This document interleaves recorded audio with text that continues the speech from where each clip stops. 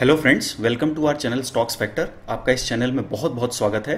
Video शुरू करने से पहले मैं अपने चैनल के बारे में थोड़ा सा आपको बता दूं। हमारा जो चैनल है वो मेनली डेटा ड्रिवन एनालिसिस पे फोकस करता है। हम न्यूज़ और र्यूमर्स को बिल्कुल भी इंपॉर्टेंस नहीं देते हैं। तो जैसा कि आप देख सकते हैं कि data driven decisions rather than based on gut feeling और र्यूमर्स। तो जो भी हम डिसीजंस लेते हैं वो प्योर डेटा ड्रिवन होते हैं। डेटा कौन सा? जो मार्केट से रिलीज होता है, कैश मार्केट का और डेरिवेटिव्स डेटा को कंबाइन करके। सो हमारी जो एक्सपर्टीज है वो डेरिवेटिव डेटा एनालिसिस में है। और मेरा मानना है कि डेरिवेटिव डेटा भी आपको पूरी क्लियर पिक्चर देता है, जैसे कि आपको टेक्निकल इंडिकेटर्स देते हैं।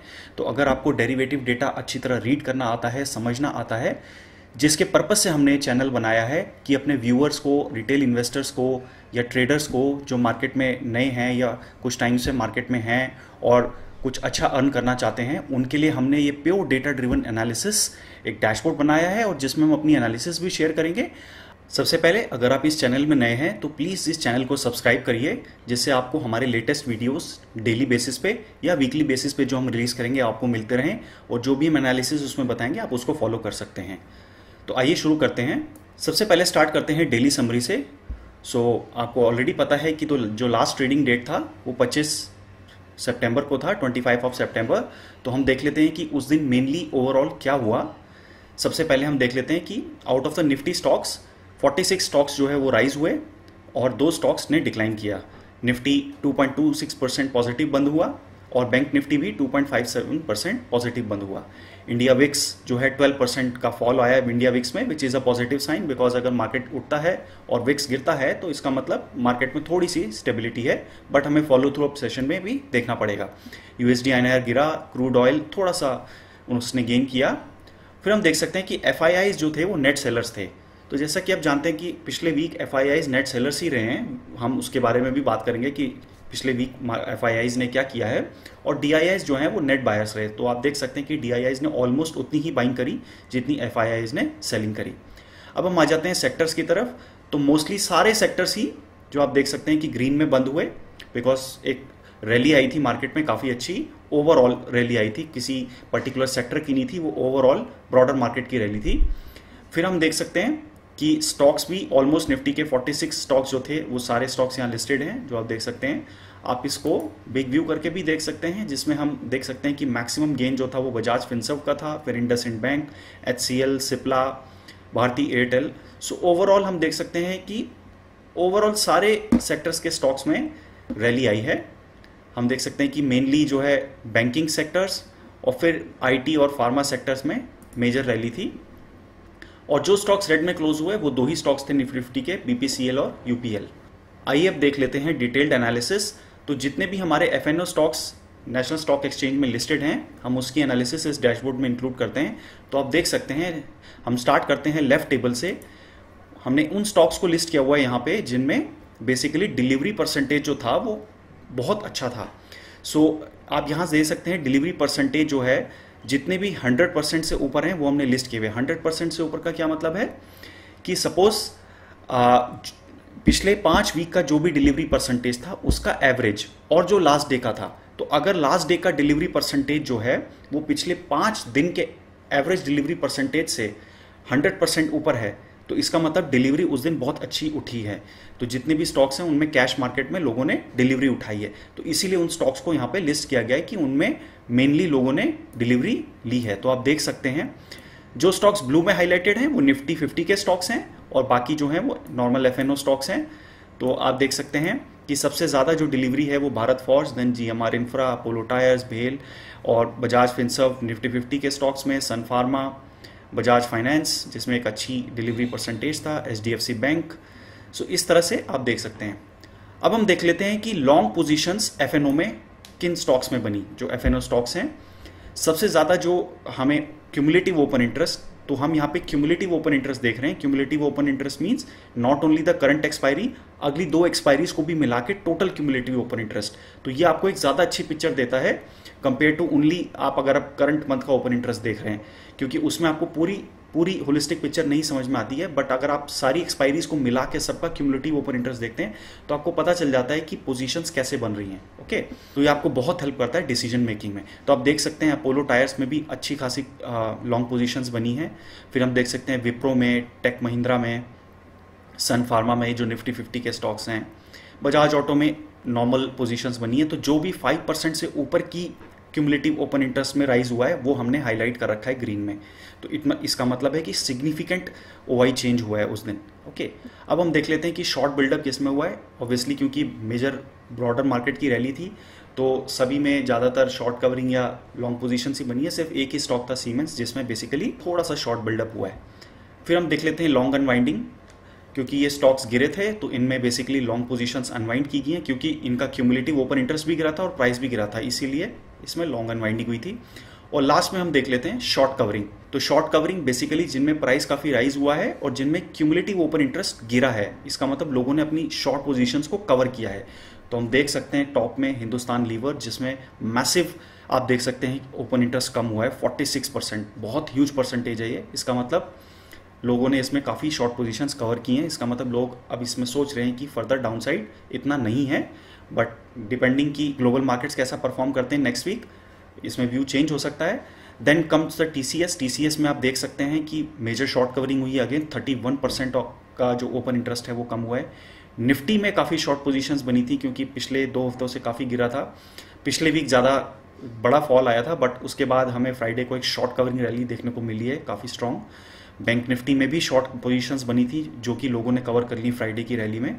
देन जीएमआर इन्फी को आप देख सकते हैं निफ्टी 50 के स्टॉक्स में, क्योंकि आईटी स्टॉक्स ने ऑलरेडी जो है एक बुलिश मोमेंटम पकड़ा हुआ है, तो उसमें आप देख सकते हैं कि शॉर्ट पोजीशंस जो भी बनी थी लोगों ने वो कवर कर ली, क्योंकि लोग हर लो लेवल पे जो है आईटी स्टॉक्स को बाय कर रहे हैं। पावर ग्रिड, फिर आप गेल जो निफ्टी 50 के स्टॉक्स हैं, बजाज फाइनेंस, तो इसमें आप देख सकते हैं कि मेजर किन स्टॉक्स में जो है शॉर्ट कवरिंग रैली आई है। तो जो स्टॉक्स में जो है मेजर शॉर्ट कवरिंग 5% से ऊपर की हुई है उनको हमने हाईलाइट कर रखा है, क्योंकि रेड में बिकॉज उनका ओपन इंटरेस्ट कम हुआ है, प्राइस ग्रीन में क्योंकि वो पॉजिटिव में बंद हुए हैं। तो ये एक ओवरऑल हाईलाइट है पूरे मार्केट का कि उस दिन जो है cash market plus derivatives market combine करके क्या ओवरऑल पिक्चर रही मार्केट की। तो मेजरली आप देख सकते हैं कि मेजर स्टॉक्स में या तो लॉन्ग बिल्डअप हुआ है या शॉर्ट कवरिंग हुई है। शॉर्ट बिल्डअप या लॉन्ग अनवाइंडिंग बिल्कुल भी नहीं रही है, बहुत ही 2-4 स्टॉक्स आप देख सकते हैं, बिकॉज मेजर जो है वो रैली ही आई थी। अब हम देख सकते हैं कि पिछले वीक की समरी क्या थी, तो हम विजिट कर लेते हैं लास्ट वीक समरी। तो हम देख लेते हैं कि ओवरऑल क्या पर्सपेक्टिव रहा।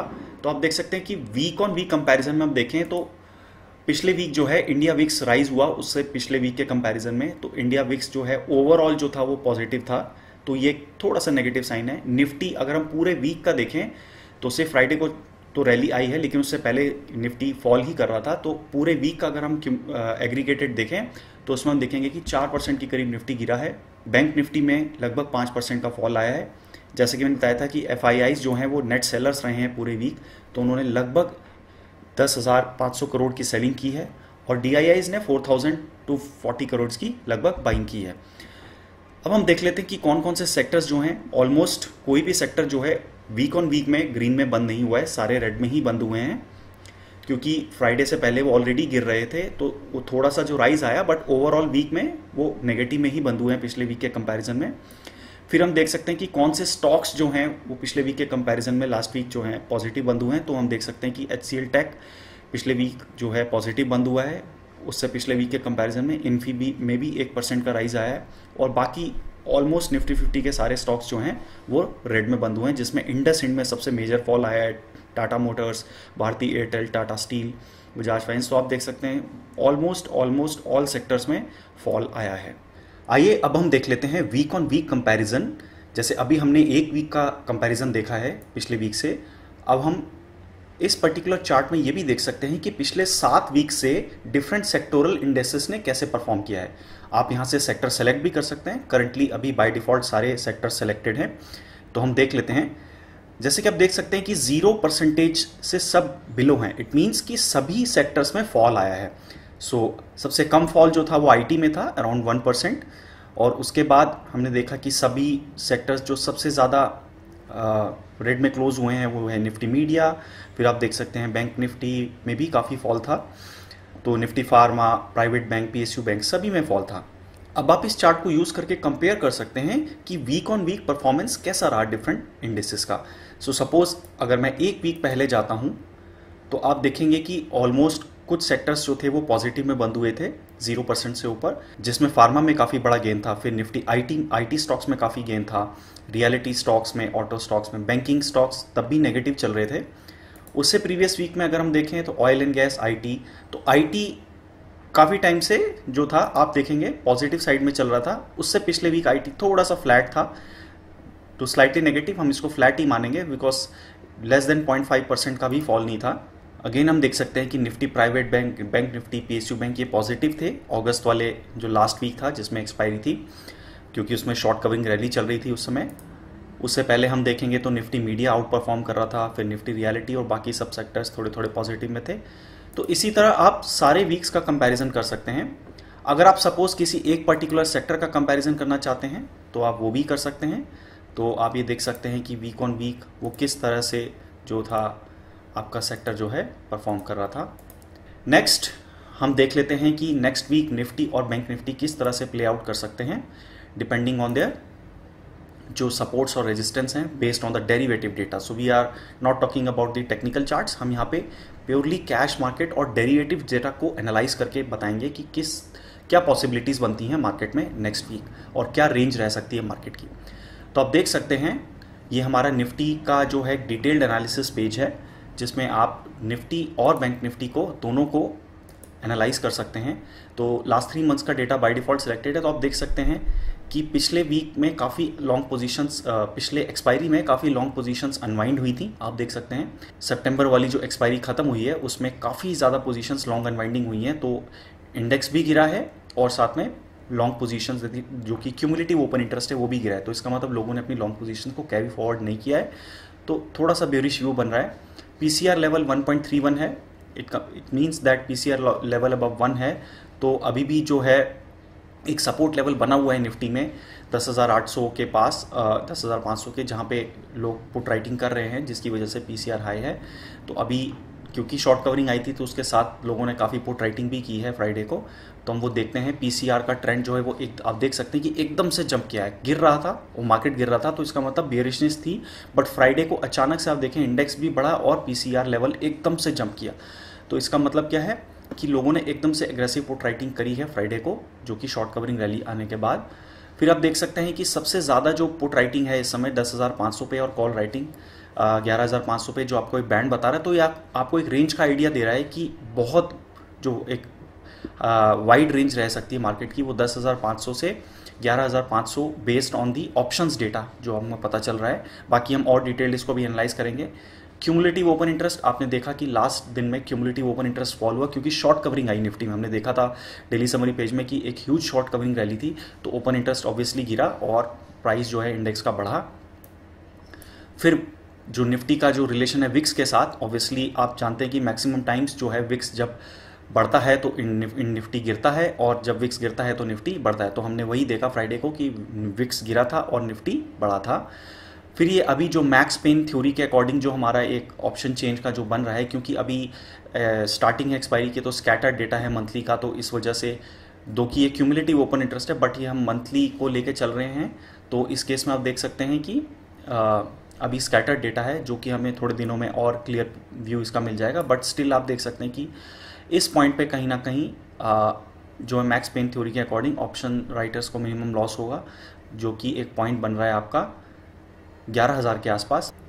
अब हम देख लेते हैं detailed analysis of the option chain, जो कि क्यूमुलेटिव ओपन इंटरेस्ट है ऑप्शंस का, ना कि सिर्फ वीकली एक्सपायरी का, बट जितनी भी एक्सपायरीज गोइंग फॉरवर्ड जिनमें अभी ट्रेडिंग चल रही है, जिनमें लोग ऑप्शन राइटिंग या ऑप्शन बाइंग कर रहे हैं, जो कि मंथली एक्सपायरी भी हो सकती है उससे नेक्स्ट मंथ की, क्योंकि आपको पता है कि निफ्टी एक बहुत लिक्विड इंडेक्स है जिसमें बहुत ज़्यादा लिक्विडिटी रहती है। तो इनमें फार जो एक्सपायरीज हैं उसमें भी लोग ऑप्शन राइटिंग या ऑप्शन बाइंग करते हैं। तो हमने सबको क्यूमुलेटिव दिखाया जिससे आपको एक पूरी ओवरऑल पिक्चर समझ में आए कि हो क्या रहा है।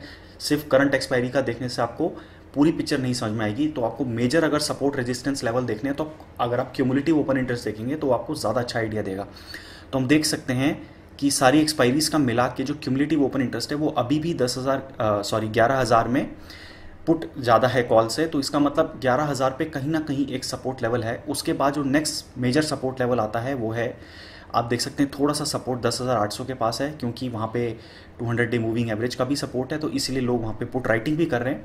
देखिए, जो भी आप टेक्निकल इंडिकेटर्स देखते हैं चार्टिंग पैटर्न में, तो एक तो आपको टेक्निकल एनालिसिस, जैसे कोई भी चार्ट रीड करते हैं तो आपको वहाँ पे दिखता है कि क्या क्या सपोर्ट लेवल्स हैं। बट जब आप डेरिवेटिव्स एनालिसिस करते हैं तो वो उसको कॉम्प्लीमेंट करता है, क्योंकि देखिए जब कोई सपोर्ट लेवल होगा तो लोग भी वहीं पे कुछ ना कुछ एक्टिविटी करेंगे ना। तो क्योंकि आपको चार्ट में अगर दिख रहा है कि 10,800 एक सपोर्ट लेवल है, तो ऑब्वियसली वो आपको डेरिवेटिव डेटा में भी दिख जाएगा, क्योंकि ज़्यादातर लोग उसी के आसपास कुछ ना कुछ एक्टिविटीज़ कर रहे होंगे। तो जैसा कि आप देख रहे हैं कि लोग ऑप्शन राइटिंग कर रहे हैं 10,800 में, क्यों राइट कर रहे हैं? बिकॉज पता है कि वहाँ पे एक सपोर्ट लेवल है, तो वो सपोर्ट लेवल इतनी आसानी से नहीं टूटेगा अनलेस कोई मेजर इवेंट हो, ठीक है। तो इसीलिए लोग वहाँ पे ऑप्शन राइटिंग कर रहे हैं। फिर उसके बाद जो नेक्स्ट लेवल इंपॉर्टेंट आता है वो है 10,500। तो based on the option change, जो क्यूमुलेटिव डेटा है, हम उसको देख के भी एक अंदाज़ा लगा सकते हैं कि रेंज क्या होने वाली है। तो आप देख सकते हैं कि मेजर जो सपोर्ट है वो 10,800 है। उसके बाद जो हमें एक बहुत बड़ा सपोर्ट मिलेगा वो 10,500 पे मिलेगा। अगर वो ब्रेक होता है तो हमारा नेक्स्ट सपोर्ट है 10,000। बट ये दो 10,800 और 10,000 जो हमारे एक अच्छे खास 10,500 सॉरी एक अच्छा सपोर्ट बन रहे हैं। हायर साइड में आप देखेंगे थोड़ा सा हमें जो रेजिस्टेंस है, ऑब्वियसली 11,000 में अभी फाइटिंग चल रही है बुल्स और बेयर्स की। तो यहाँ पे आप देख सकते हैं कॉल राइटिंग भी है, ऑलरेडी हो रखी है। फिर जो नेक्स्ट लेवल आता है वो है 11,500, जहाँ पे सबसे ज़्यादा अभी तक जो है क्यूमुलेटिव ओपन इंटरेस्ट है। तो ये एक मेजर रेजिस्टेंस लेवल है based on the options data, ठीक है। तो कोई भी जंप इस साइड पे जो है वो सेल ऑफ होगा, क्योंकि लोग यहाँ पे एग्रेसिव कॉल राइटिंग कर रहे हैं अभी के हिसाब से। फिर हम देखेंगे कि फ्राइडे को एक्चुअली हुआ क्या। ये तो हो गया हमारा cumulative open interest, but change in open interest क्या था? तो ज़्यादा आप देखेंगे कि पुट राइटिंग हुई, जैसा कि हमने ऊपर देखा कि पीसीआर लेवल जंप किया था। क्यों जंप किया था? बिकॉज एग्रेसिव पुट राइटिंग हुई, ठीक है, शॉर्ट कवरिंग के साथ। तो लोगों ने पुट्स ज़्यादा राइट करी, लोगों को लगा कि ये बुलिश मोमेंटम कंटिन्यू करेगा, तो इसीलिए लोगों ने हैवी पुट राइटिंग करी और कॉल्स अनवाइंडिंग हुई किस एरिया में? 11,000 10,900। तो लोगों ने अपनी कॉल्स को कवर किया बिकॉज उनको लगा कि अब इसमें हमें लॉस हो सकता है, क्योंकि मार्केट तेज़ी से ऊपर जा सकता है, क्योंकि काफ़ी गिरा है निफ्टी ऑलमोस्ट 600-700 पॉइंट 800 पॉइंट 11,600 से गिर के 10,800 के नीचे उसने थोड़ा सा टेस्ट किया है। तो 800 पॉइंट का फॉल है, तो एक रिलीफ रैली, एक शॉर्ट कवरिंग रैली बनती है। तो वो आई और हमने देखा कि लोगों ने उसके साथ पुट राइटिंग भी करी है, क्योंकि सपोर्ट लेवल से मार्केट ने जंप लिया है 10,800। फिर लोगों ने जो मेजरली पुट कॉल राइटिंग की है वो कहाँ राइट किया? 11,500। जैसा कि हमने डिस्कस किया क्यूमुलेटिव ओपन इंटरेस्ट में भी कि सबसे ज़्यादा इस समय जो रेजिस्टेंस लेवल है based on the options data वो है 11,500। तो लोगों ने जंप के साथ वहाँ पे राइट भी किया, क्योंकि लोगों को अभी लग रहा है कि 11,500 जो है निफ्टी उतनी जल्दी नहीं आ पाएगा, तो हम ऑप्शन का राइट करके जो है पैसा कमा सकते हैं। आइए अब बैंक निफ्टी का भी देख लेते हैं क्विकली। तो अगर मैं बैंक निफ्टी सेलेक्ट करूँगा तो जो डेटा है वो अकॉर्डिंगली फ़िल्टर हो जाएगा।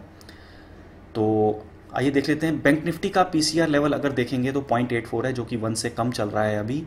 तो अभी इसमें एक बेरिश व्यू बना हुआ है निफ्टी में, सॉरी बैंक निफ्टी में। तो आप देख सकते हैं कि पिछली एक्सपायरी में भी आप देखें कि जो 24 सितंबर को थर्सडे को एक्सपायरी हुई थी, इंडेक्स प्राइस गिरा था और क्यूमुलेटिव ओपन इंटरेस्ट बढ़ा था। तो इसका मतलब क्या है कि लोगों ने बैंक निफ्टी में बहुत ह्यूज शॉर्ट पोजीशंस बनाई हैं, क्योंकि एक्सपायरी की बात करें, अगर हम अगस्त से सितंबर को कंपेयर करें तो पूरे महीने के जो सार है वो एंड में क्या हुआ है एक्सपायरी में, हमें पता चला है कि जो बैंक निफ्टी में इंडेक्स तेज़ी से गिरा है। आप देख सकते हैं ऑलमोस्ट 3,000 से भी ऊपर का फॉल है। पिछली एक्सपायरी को जो था लास्ट अगस्त की एक्सपायरी को 23,600 पे क्लोज हुआ था, और इस एक्सपायरी के क्लोज में 20,456 है। और देख सकते हैं क्यूमुलेटिव ओपन इंटरेस्ट कितनी तेज़ी से बढ़ा है, तो इसका मतलब शॉर्ट पोजीशंस बनी है बैंक निफ्टी में। तो अब पीसीआर लेवल हम देख सकते हैं, ये फ्राइडे का एक्सेप्शन छोड़ दें तो लगातार पीसीआर लेवल भी गिरा है और बैंक निफ्टी भी गिरा है। जो हमने देखा है ये डेली बेसिस का चार्ट है, तो पीसीआर लेवल गिरता हुआ आया है और गिरा है, तो इसका मतलब एक बेरिश व्यू बना हुआ है बैंक निफ्टी में। अब देखते हैं कि मंडे को जो न्यूज़ है उसके बेसिस पे क्या प्ले आउट होता है। तो जो सुप्रीम कोर्ट का वर्डिक्ट आना है उसी के बाद जो है, अगर वो पॉजिटिव आता है बैंक्स के लिए, तो क्योंकि इतनी शॉर्ट पोजीशंस बनी हैं तो हम एक ह्यूज शॉर्ट कवरिंग रैली को एक्सपेक्ट कर सकते हैं। बट अगर थोड़ा सा भी नेगेटिव होता है तो ऑब्वियसली एक डाउनसाइड खुलता है बैंक निफ्टी में अगेन।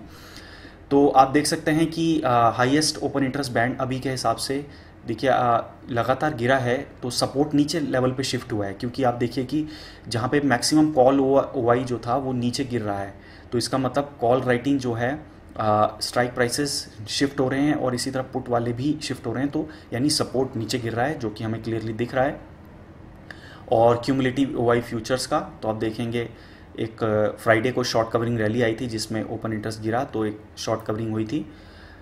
फिर हम देख लेते हैं इंडिया विक्स के साथ जो रिलेशन जो हमें पता ही है सेम निफ्टी जैसा है, और मैक्स पेन थ्योरी के हिसाब से आप देखेंगे तो अभी जो एरिया बना हुआ है जहां ऑप्शन राइटर्स को मिनिमम लॉस होगा वो लगभग 21,000 के आसपास है, तो 20,500 से 21,500 की जो रेंज एक बनी हुई है उस बीच में अभी तक का प्ले आउट चल रहा है इस एरिया में। तो इस एरिया से ऊपर जाएगा तो ऑप्शन राइटर्स को लॉस होगा, तो वहाँ पे सेल ऑफ के चांसेस ज़्यादा हैं अनलेस कोई एक ऐसा इवेंट आता है जिसमें लोग अपनी कॉल्स को कवर करें। तो कॉल राइटिंग अभी ज़्यादा है बैंक निफ्टी में एज़ कम्पेयर टू निफ्टी में हमने देखा था पुट राइटिंग ज़्यादा है, बट यहाँ पे अभी कॉल राइटिंग ज़्यादा है। तो ये कैंडल स्टिक पैटर्न आप लास्ट 30 डेज़ का देख सकते हैं। आइए अब देख लेते हैं क्यूमुलेटिव ओपन इंटरेस्ट के हिसाब से क्या रेंज बन रही है बैंक निफ्टी की नेक्स्ट वीक। तो आप देख सकते हैं सबसे ज़्यादा जो कॉल राइटिंग है क्यूमुलेटिव ओपन इंटरेस्ट सारी एक्सपायरीज का मिला के वो है 21,500, तो 21,500 एक मेजर रेजिस्टेंस एरिया है अभी तक का बैंक निफ्टी का। वहाँ पे कोई भी रैली वहाँ पे जाएगी तो अभी के लिए वो एकदम से उसको ब्रेकआउट नहीं देगा, सस्टेन नहीं करेगा, वहाँ पे सेल ऑफ आएगा अनलेस जो हमने डिसाइड किया कि अगर मंडे को कोई इवेंट प्ले आउट हो जाता है तो वो न्यूज़ के अकॉर्डिंगली काफ़ी चीज़ें चेंज हो जाएंगी, क्योंकि एक मेजर इवेंट है, एक मेजर अनाउंसमेंट होना है। अदरवाइज़ अगर वो अनाउंसमेंट को हम करें तो अभी के हिसाब से आप देख सकते हैं कि 21,500 एक मेजर रेजिस्टेंस, अभी के हिसाब से हम देखें तो 21,500 एक मेजर रेजिस्टेंस लेवल है जो कि ब्रेक होता है तो फिर अनदर लेवल जो है 22,000 फिर खुल जाएगा। और इसी तरह सपोर्ट साइड में हम देखेंगे तो 20,500 पे अच्छी खासी पुट राइटिंग है, तो इसका मतलब वहाँ पे एक सपोर्ट आ रहा है बैंक निफ्टी को, वहाँ से जंप भी कर रहा है हमने देखा। और उसके बाद जो नेक्स्ट लेवल ऑफ सपोर्ट है ऑप्शन डेटा के हिसाब से जहाँ पे मैक्सिमम पुट राइटिंग है वो है 20,000, तो 20,000 और 20,500 ये दो हमारे सपोर्ट 1 एंड सपोर्ट 2 आ रहे हैं ऑप्शन के हिसाब से।